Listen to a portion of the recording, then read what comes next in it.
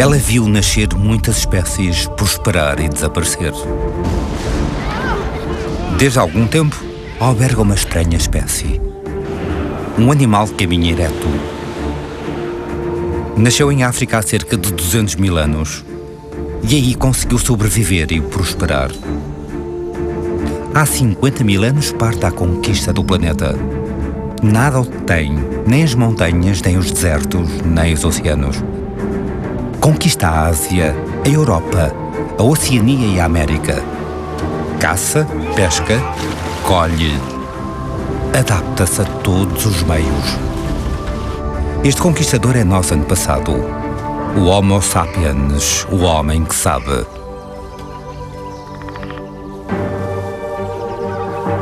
Há 12 mil anos ocorre uma viragem no seu destino.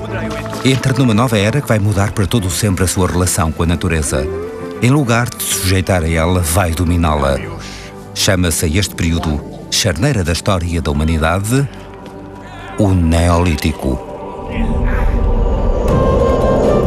Há 12 mil anos a Terra acaba de passar por uma alteração climática importante. É o fim de uma era glaciar.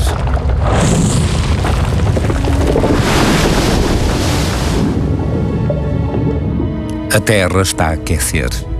Em algumas dezenas de séculos, 2/3 das calotas glaciares fundiram. Os oceanos sobem 120 metros. Instala-se um clima menos rigoroso, mais estável. As plantas e os animais aproveitam para se multiplicar. Para o Homo sapiens, este caçador-coletor, a vida nunca foi tão fácil.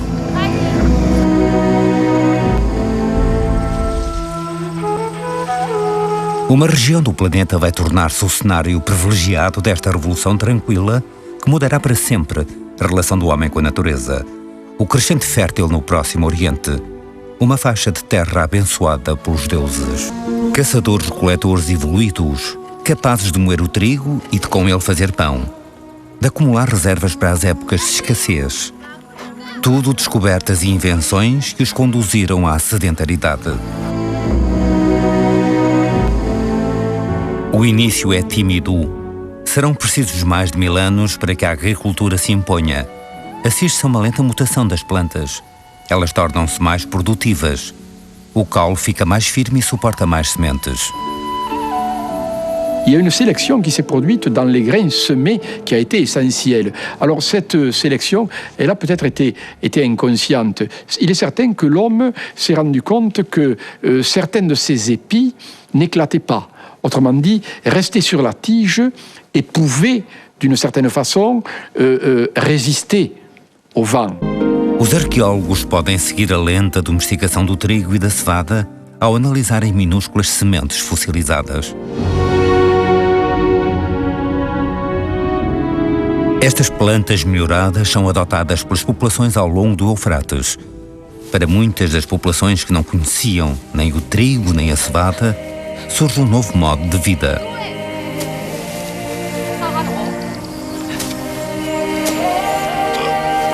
A domesticação das plantas vai produzir-se um pouco por todo o lado no planeta. Como se em resposta a um certo nível de evolução, o caçador-coletor se encontrasse perante uma passagem obrigatória: a agricultura. Il y a d'autres berceaux du néolithique à travers le monde. Il n'y a pas eu une néolithisation dans le monde. Il y a plusieurs berceaux, plusieurs expériences. Ces expériences sont autonomes les unes des autres. Voyez. Donc, le Proche-Orient, c'est très bien.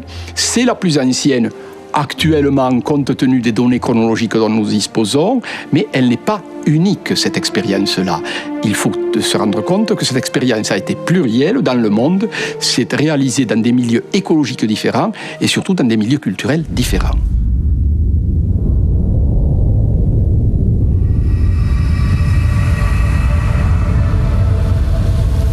O trigo e a cevada do crescente fértil vão propagar-se por toda a Europa e na Índia. O arroz e o milho miúdo na China. O milho, as batatas e os pimentos na América. O sorgo em África. A banana na Nova Guiné. Para cultivar a terra, o homem vai cortar florestas e abrir clareiras. põe-se decididamente a cultivar o seu meio ambiente. Assiste-se também às primeiras tentativas de irrigação para combater a seca a fim de expandir a agricultura para outras zonas. As paisagens vão humanizar-se. A agricultura é o dobre de finados para os caçadores-coletores. Emerge uma economia mais produtiva que pode alimentar mais pessoas. Assiste-se a uma explosão demográfica. Avec l'agriculture, on peut produire autant qu'on veut et donc on peut nourrir autant de bouches qu'on a à nourrir. On a même intérêt parfois, on a besoin de bras pour cultiver, on a intérêt peut-être à avoir le plus de bras possible, donc la progression de la population est un avantage. Les enfants à ce moment-là sont quand même plus faciles à élever parce qu'ils sont plus faciles à nourrir. On sait qu'on peut les nourrir, on en a d'autant plus volontiers. Le passage de quelques millions d'individus à quelques dizaines de millions d'individus se fait à ce moment-là et c'est le début de notre belle croissance démographique qui montre tout le succès de l'humanité.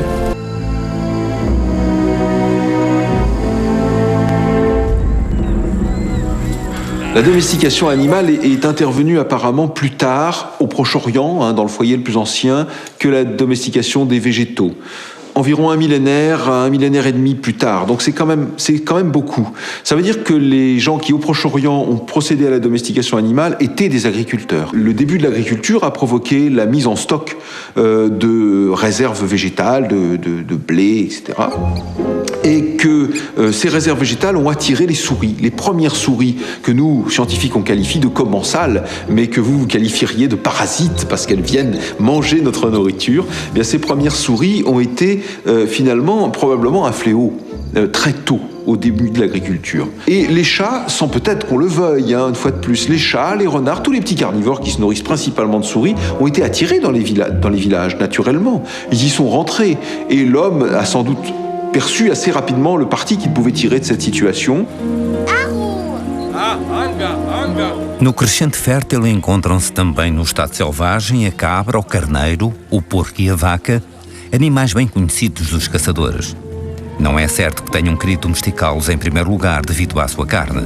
Entre 8500 au Proche-Orient, le début de la domestication, et 7500, les hommes possédaient des animaux domestiques, mais ne les utilisaient pas pour la viande ou presque pas. La chasse restait de loin la principale source de viande. Donc ça valait bien qu'ils en fassent autre chose de ces animaux. Qu'en ont-ils fait? À partir du moment où on sait qu'ils ont exploité le lait, on peut se dire, ça c'est quelque chose qu'on ne peut pas obtenir d'un animal sauvage. On peut l'obtenir que si on possède l'animal à la maison, entre guillemets. Et donc, cette exploitation laitière peut avoir été une cause de la domestication.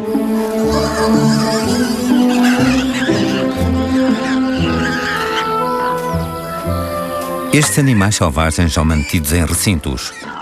Pouco a pouco, de geração em geração, opera-se uma seleção e de selvagens tornam-se domésticos. O aparecimento da criação de gado efetua-se a um ritmo muito lento. A caça continua a existir. Serão precisos séculos para que a criação de gado a destrone e se torne o principal fornecedor de carne. Os arqueólogos deduzem-no a partir das alterações morfológicas que detectam nas ossadas de animais. Les premières modifications morphologiques des animaux domestiques sont intervenues sans que l'homme le veuille réellement, sous l'effet de cette mise en confinement, mais de vraies modifications morphologiques, alors notables, avec des changements de forme des cornes par exemple, de fortes diminutions de taille, un raccourcissement de la face, sont intervenus aux alentours de 7500 avant Jésus-Christ. Donc 10 siècles après le tout début de la domestication dans l'état actuel de nos connaissances. Et alors ça signe vraiment un grand changement, à mon avis, au Proche-Orient, c'est que les hommes sont vraiment devenus des éleveurs. Avant, c'était des chasseurs qui avaient des animaux domestiques, et à partir de ce moment, ce sont des vrais éleveurs, parce que c'est aussi le moment où finalement la principale source de viande de ces sociétés vient de l'élevage et non plus de la chasse.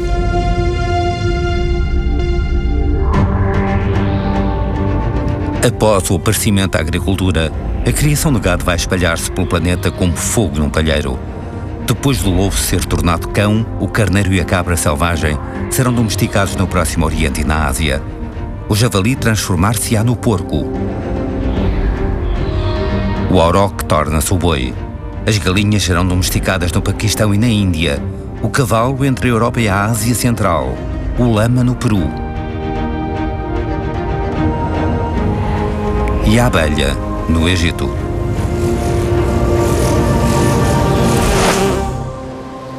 O homem expande o seu poder sobre a natureza e apropria-se cada vez mais dela. L'appropriation, il y a une question de naissance de la propriété, on s'approprie des animaux, ça c'est évidemment l'expression d'une modification des mentalités humaines, ça fait aucun doute, hein. C'est-à-dire qu'on s'autorise tout d'un coup à s'approprier la nature. C'est une rupture dans l'histoire des mentalités, parce qu'avant cette période, l'homme se considérait, comme toujours dans ces sociétés de chasseurs, comme égal aux arbres, au tonnerre, aux ruisseaux et aux animaux. Et là, à partir du moment où il se situe dans ce mécanisme d'appropriation, il crée une hiérarchie verticale dans laquelle il est naturel d'inscrire l'homme, les animaux, les végétaux, et puis de mettre au-dessus, pour se déculpabiliser quand il le faut, une divinité, et puis tout en bas, des pierres qui vraiment n'ont aucun cœur. Após a criação de gado, seu complemento essencial, a agricultura tem agora a sua receita e os seus ingredientes. Em todo o lugar em que se instala, triunfa. Na Europa, a agricultura ganha 25 km a cada geração, afastando cada vez mais os povos nómadas. Ela traz consigo um mundo diferente, mais individual e mais complexo.